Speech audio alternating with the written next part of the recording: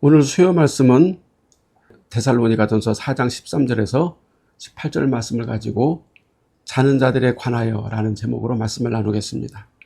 사도 바울은 데살로니가 성도들이 자는 자들에 관해서 알아야 한다 이렇게 말씀합니다.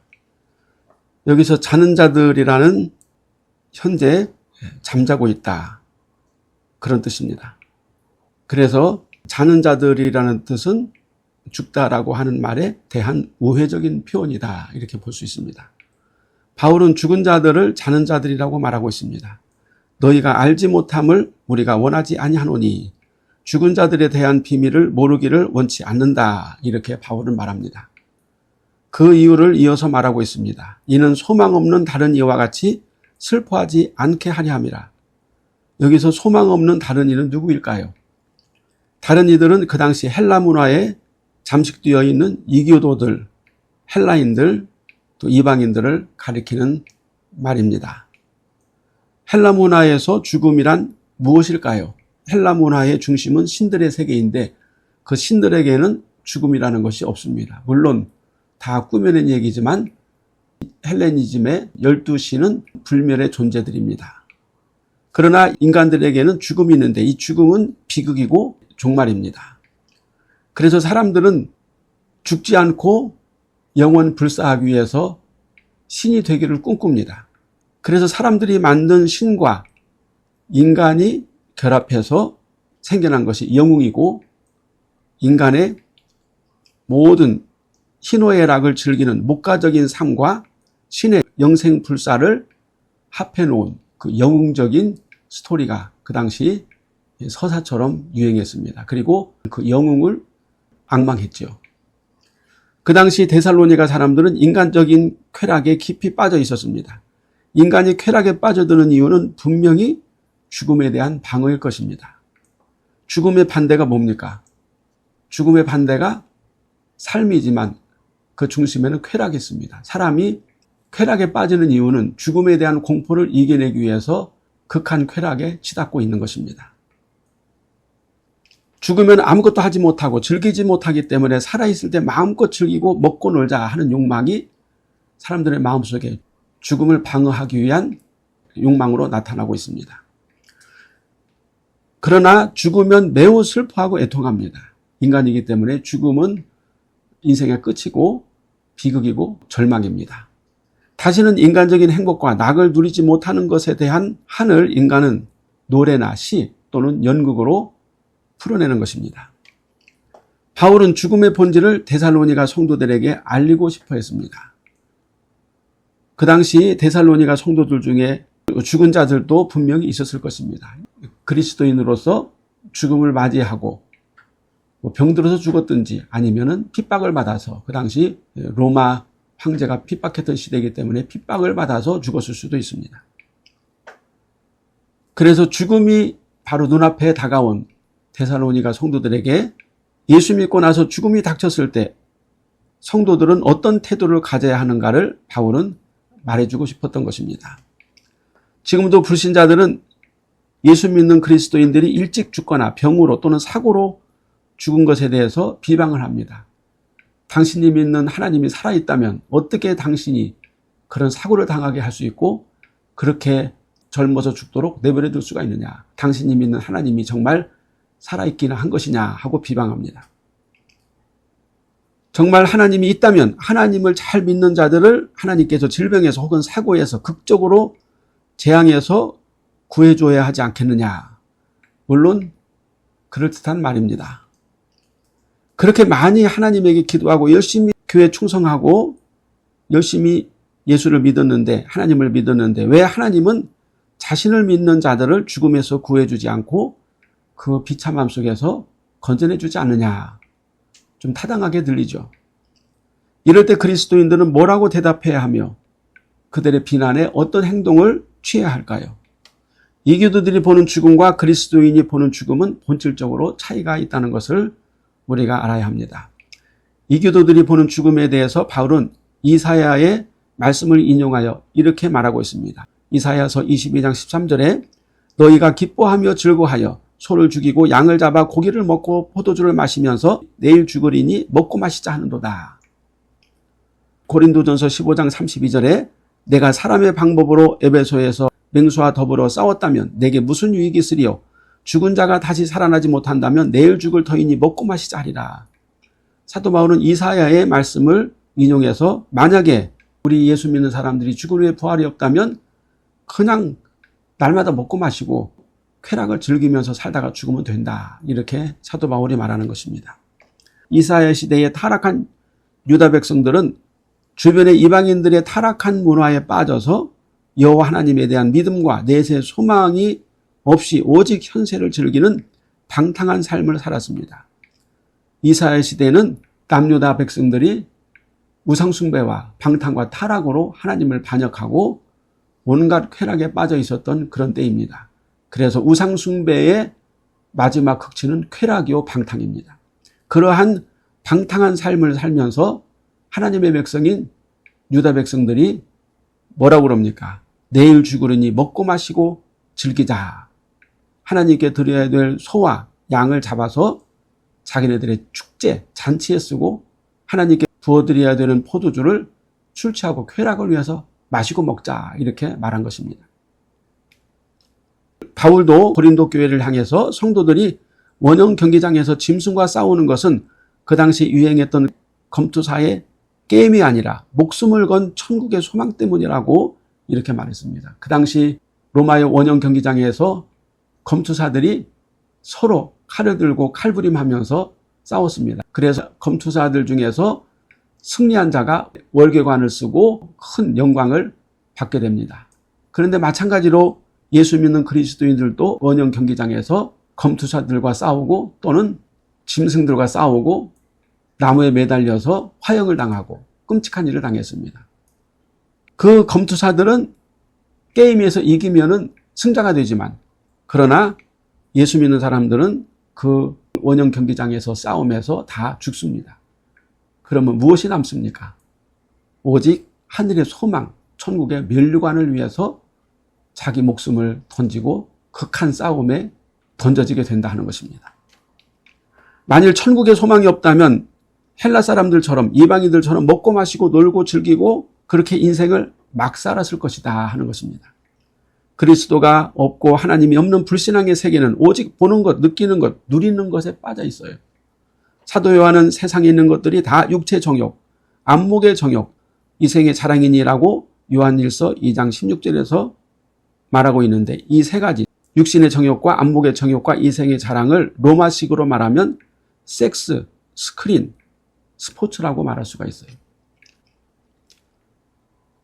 여기서 사도 바울이 죽는 것을 자는 것이라고 말하는 것은 그 당시 이교도들도 그렇게 말을 했습니다.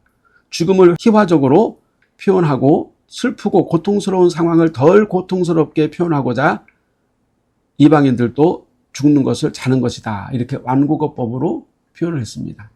우리가 사람이 죽었을 때 죽었다. 그렇게 말하는 것보다도 꼭 잠자는 것 같아. 죽은 게 아니라 잠자는 것 같아. 그렇게 말하면 훨씬 위로가 되죠. 이방인들은 죽음이 끔찍하고 두렵고 막막하고 겁이 났지만 마치 죽음을 태연하게 받아들이는 것처럼 가장하기 위해서 자는 것이다. 이렇게 애둘러서 말하고 있는 것입니다. 그러나 우리 주님은 나사로가 죽었을 때 잔다고 하셨고 회당장 야이로의 딸이 죽었을 때도 이 아이가 죽은 것이 아니라 잔다. 그렇게 말씀하셨어요. 그러니까 예수님께서도 그 당시 헬라식으로 죽는 것을 잔다라고 말씀하셨다는 뜻이죠. 헬레니즘 문화에서는 문학적인 표현으로 죽는 것을 잔다고 했지만 실제 그 당시 유대인의 개념으로 본다면 죽은 것을 잔다고 하면은 도무지 이해할 수가 없었습니다. 그래서 예수님께서 나사로가 잠들었도다. 그러나 내가 깨우러 가노라고 말씀하시자 제자들이 이해를 하지 못하므로 잠들었으면은 깨어나지 않겠습니까? 다시 말하면 낫겠습니다. 이렇게 대답을 했어요. 역시 회당장 야이로의 딸이 죽은 것을 예수님께서 잔다고 말씀하셨을 때 주변 사람들이 비웃었다고 그랬어요. 잔다고? 죽었는데 자기 뭘 자? 죽었는데 이렇게 비웃었죠. 예수님께서 죽은 것을 잔다고 하시는 말씀은 희화적이거나 완고거법이 아닙니다. 실제 상태가 그렇다는 것을 말씀해 주시는 거예요. 잠잔다는 것은 언젠가 다시 깨어날 것을 암시하는 말이죠. 잠자는 사람은 언젠가는 깨어납니다. 피곤해서 12시간도 잘 수 있고 하루 종일도 잘 수 있지만 그러나 계속해서 잠을 자는 사람은 없어요. 다시 깨어납니다. 사람이 육체적으로 죽으면 그것으로 끝나는 것이 아니라 다시 살아난다는 것을 예수님이 암시하시는 것입니다. 예수 믿는 사람들만 살아나는 것이 아니라 불신자들도 육체로 다시 살아난다고 예수님께서 말씀했습니다. 요한복음 5장 28절에서 29절까지 말씀에 보면 주님이 이렇게 말씀하셨어요. 이를 놀랍게 여기지 말라. 무덤 속에 있는 자가 다 그의 음성을 들을 때가 오나니 선한 일을 행한 자는 생명의 부활로 악한 일을 행한 자는 심판의 부활로 나오리라. 우리는 예수 믿는 사람만 부활한다고 생각하지만 예수님은 그렇게 말씀하지 않았어요. 예수 믿고 선한 자도 부활할 것이고 예수 믿지 않고 악한 자도 부활할 것이다.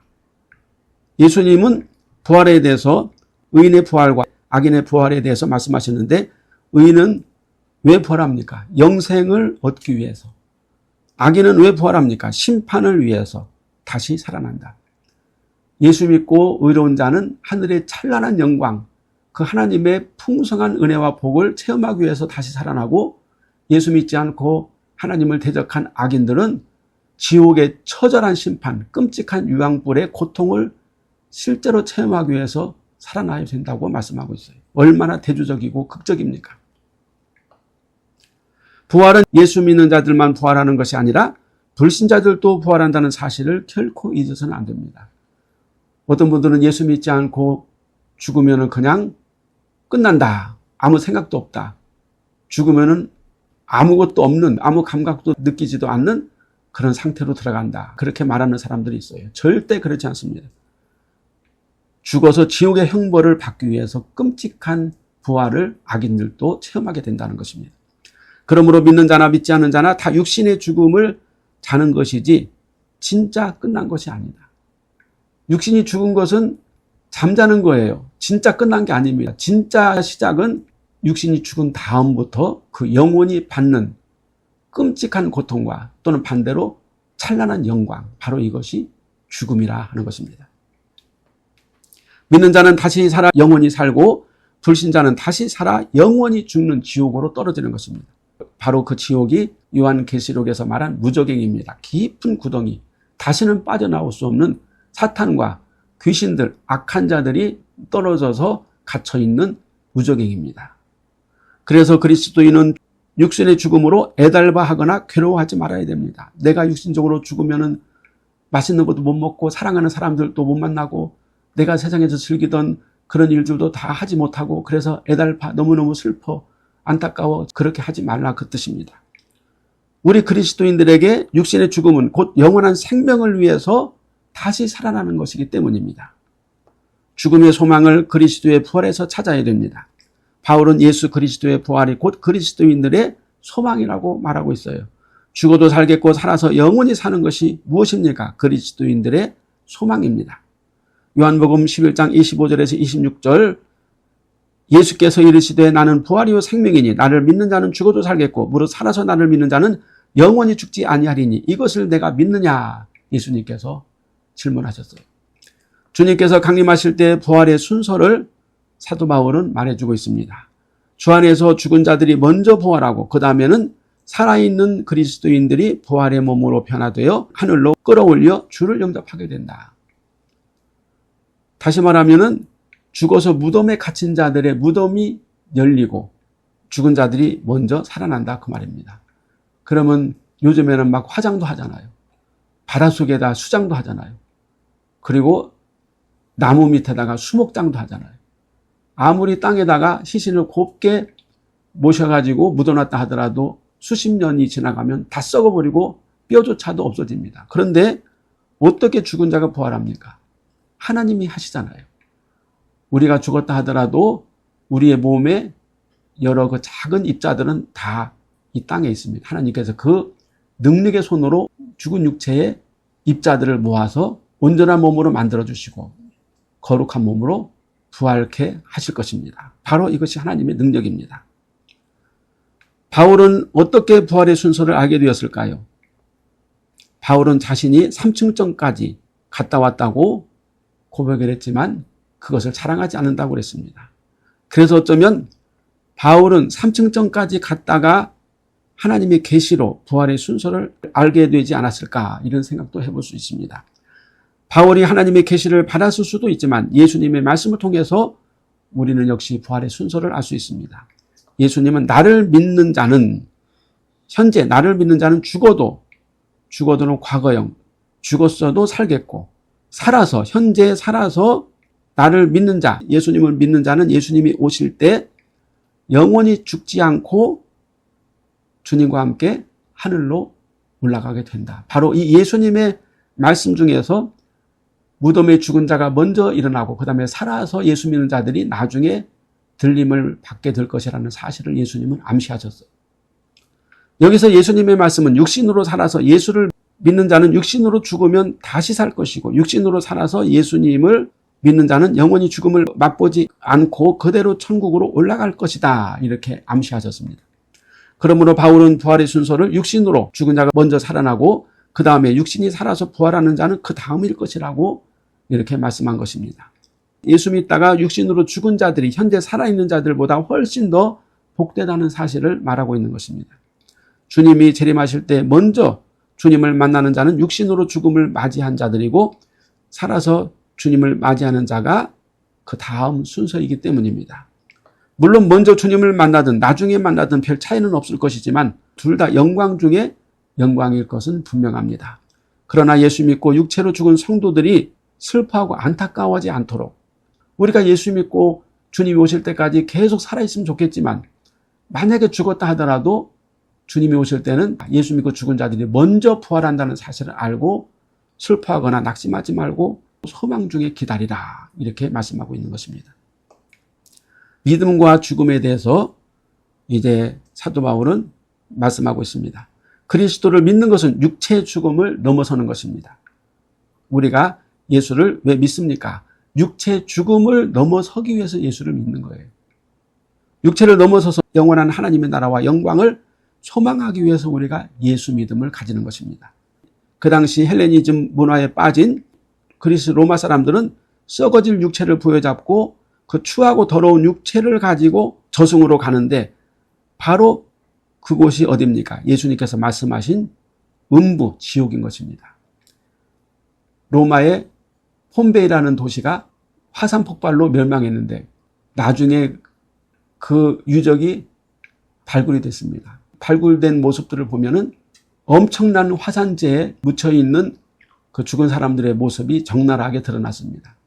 그런데 서로 껴안고 부둥켜 안고 여러 가지 난잡한 성생활을 하는 그런 모습들이 드러났어요.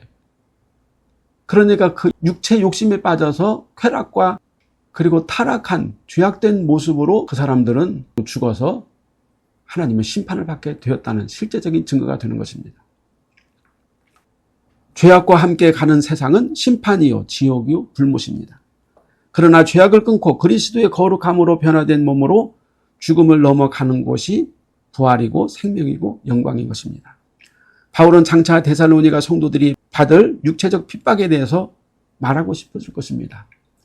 그 당시에는 로마 황제의 그리스도인 핍박이 점점 심해졌고 극단에 이르러서 수많은 그리스도인들이 원형 경기장에서 사악한 로마 황제들에 의해서 비참하게 죽음을 당했는데, 바로 그러한 때가 점점 가까워지고 있기 때문에 사도 바울은 성도들에게 위로의 말씀을 이렇게 전하고 싶었을 것입니다. 장차 다가올 환난 때의 그리스도인의 죽음은 아주 평범하고 매우 가까운 것입니다. 불신앙으로 살았을 때는 죽음이 코앞에 다가와도 나는 죽지 않을 거야, 나는 절대 죽지 않아 하면서 죽음은 저 멀리 까마득한 곳에 있다고 생각합니다. 그러나 환난이 닥치는 시대의 그리스도인들은 육체의 죽음은 일상이 될 수 있고 남의 일이 아니라 바로 내 자신의 일이 되어지기 때문입니다. 그러므로 환난기에 그리스도인들은 죽음에 대해서 더 거룩한 이해를 가지고 있어야 하고, 육체의 죽음을, 그 죽음은 자신의 것이든 가족의 것이든 누구 것이든 죽음을 받아들여야 하고, 그러나 그 죽음 너머에 있는 부활의 영광을 반드시 소망해야 됩니다. 우리 그리스도인들이 육체의 죽음, 핍박, 고난, 환난 가운데 육체가 죽을 때 그 죽음 자체에 묻혀버리면 안 된다, 그 말입니다. 그 너머에, 그 죽은 자가 누구든지 나 자신이 죽음 앞에 서 있다 하더라도 그 죽음 너머에 있는 부활의 영광을 우리는 소망해야 한다. 바울은 죽음의 소망과 영광을 반드시 알아야 하고 환난과 핍박 가운데 들어선 데살로니가 성도들이 결코 절대로 몰라서는 안 되는, 반드시 알아야 하는 죽음의 소망과 영광을 바울은 말씀하고 있는 것입니다.